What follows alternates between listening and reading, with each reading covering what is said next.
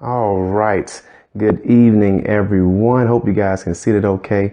I got my new whiteboard out, so I see there's a glare on the screen. So sorry about that.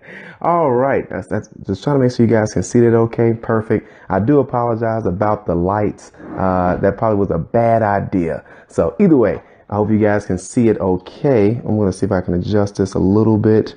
I know next time to go ahead and write it a little bit different. But either way, thank you guys so much for joining me tonight. There's a couple things I do want to go over. First off, I apologize. I know it's been a while since I've done a Periscope video. And man, I had no idea my 1-year-old would most take all of that away. So he says, but of course he's down now, so I got to hurry up as fast as I can. So also my Periscope won't be as long, but at the same time, I want to make sure I give as much information out there. As you guys can see behind me, it says download my free ebook now. You know, it's crazy. I don't know how it looks. I don't know if it looks, is that backwards? Because to me, it looks backwards. But either way, I guess it doesn't look backwards to you guys. So tap the screen if it's not backwards. I hope it's not backwards. So either way, let's go ahead and jump straight into it. How to get approved on oh, thank you. I just wanted to make sure. I was like, it looks crazy this way. So how to get approved on a cash income. Okay. So now, for those of you who have never seen me before, my name is Calvin Russell Jr. I'm a certified FICO professional. I am also in the automotive industry. In sales, I've sold over 500 cars in less than 4 years. I did a little finance as well. And now I'm in management. And there's a lot of people that always come in and they have the same questions over and over. And, I think this is huge. Thank you. And I think this is huge for a lot of people because, you got barbers, you have nail technicians, you have entertainers, promoters.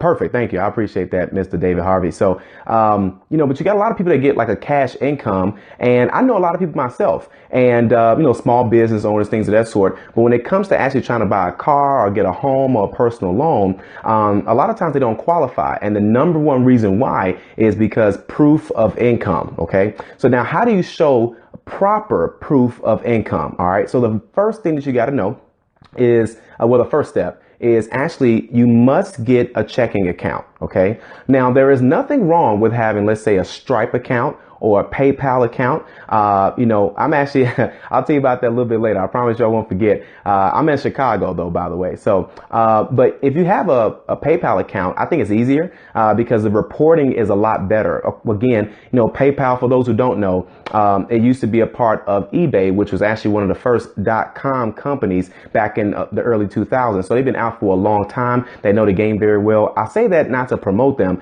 but mainly to pretty much show you guys that they know exactly what they're doing. Okay. When it comes to reporting and things of that sort. So, but either way, the easiest way is to get a checking account at your local bank. The reason why I say your local bank, because it's easier to deposit those funds. Now, I know a lot of people are doing electronic transactions, but then some people don't do necessarily, everything electronically. So where you may not necessarily have a website. I know there's a lot of different apps out there. I know, for stylists and things of that sort. I'm not a stylist, but I've seen like my barber, he used a Style Seat and I was able to pay through the app. And of course that deposited into his checking account. So, and I thought that was pretty cool. So, but, either way, I say that to say that you got to get, a checking account. Now, another reason why you want to get a checking account, not just because it's convenient. Okay. But at the same time, you have to deposit, I would say at least once a month. Now, honestly, the more deposits, the better. All right. Now they know that when I say they, like financial institutions, banks,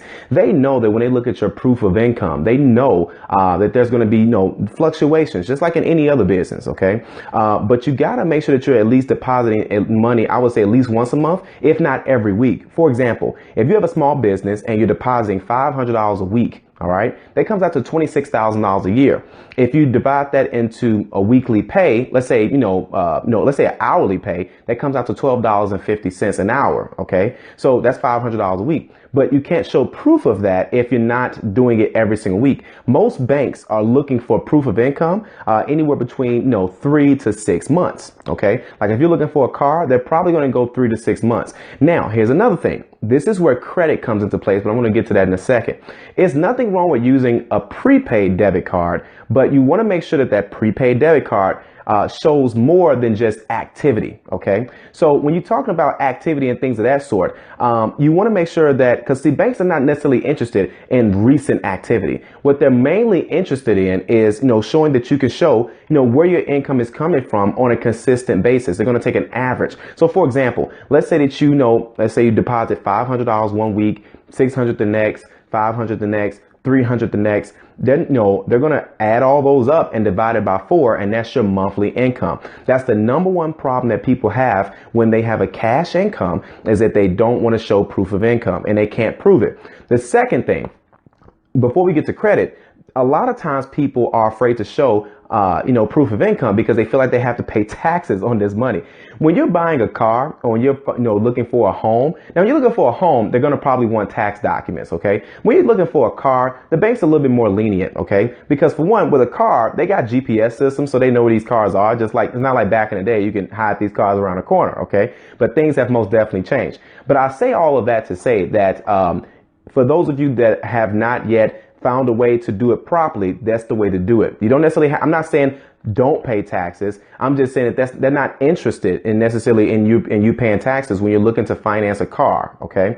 Because when you're looking to finance a car, they just want to show, hey, if you say, hey, I make $30,000 a year, perfect. They're going to be looking for $15 an hour income. Okay. They're going to be looking for, $2,500 to $3,000, per month that you can show. Okay. Now, once again, I've had people say, well, should I deposit all of my money? Well, once again, it's the more you deposit, the better. All right. Because the lower your credit score, and that's where credit's going to come into place. OK, it doesn't matter. One thing that's on your credit report, and one thing that's not on your credit report, is your income. So income is not on your credit report. So whether you make $6 an hour or 6 figures a year, it doesn't matter, because they go by your credit score. OK, the lower your credit score is. So let's say, for example, what's considered a low credit score?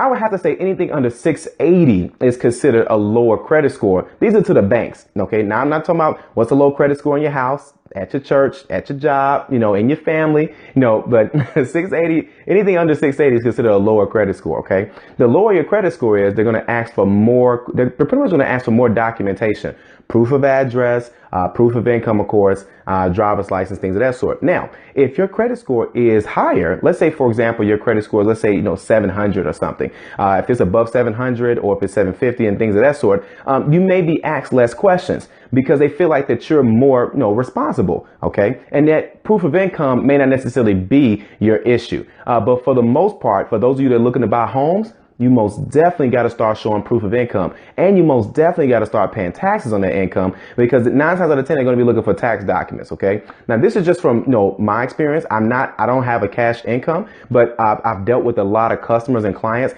that had a cash only income. Okay. Like I said, the industry, entertainers, hairdressers, barbers, nail technicians, even landscapers or whatever, but you got to show the banks that you're not trying to hide money. Okay. You can't borrow from someone that you're trying to hide from. Okay. So those are usually the biggest things. Number one is that you want to make sure that you open a checking account. Okay. A savings account is okay. But, with the way, a lot of times with the way the ATM is set up, it's actually, tailored for depositing in checking accounts. Now, for some people, that may be on, I forgot what that list is called. I think check systems, where you may owe the bank the money. There's 2 things you could do. 1, pay them the money you owe them. Okay. Or number 2, you can get they have other accounts that you can have. Most of them are savings accounts, but I think, Capital One has a 360 checking account that you can get if you are in check systems. By the way, don't forget to download my free ebook. It's at my website, gosimplypro.com. That's GOSIMPLYPRO.com. GoSimplyPro.com. And so that's the first thing, is that you want to get a checking account. Okay. There's nothing wrong with PayPal. There's nothing wrong with Stripe. But I recommend PayPal over all of them because the reports and documents are a lot easier, to get. Okay. The second thing, you want to make sure that you're doing it every single week after you have that checking account. You're making those weekly or at least monthly deposits into your checking account. Okay. That way you can show an average consistent income. And then number 3, you most definitely want to check your credit score. This is the final thing. A lot of people, they use Credit Karma. There is nothing wrong with using Credit Karma. I use it myself. It's a great free credit tracker, but keep in mind the only thing that, with their scoring algorithm, they use something called Vantage 3.0. There's nothing wrong with it, but keep in mind, less than 10% of lenders actually use Vantage 3.0. I'm not saying it's not a great tool. I'm just saying that when you check your Credit Karma score, let's say on your phone, you walk into the dealership or you try to get a personal loan or a credit card or a home, whatever, that's not going to be the score that they're going to be looking at. They're going to look at your FICO score. Where do you get your FICO score from? myfico.com. That's myfico.com.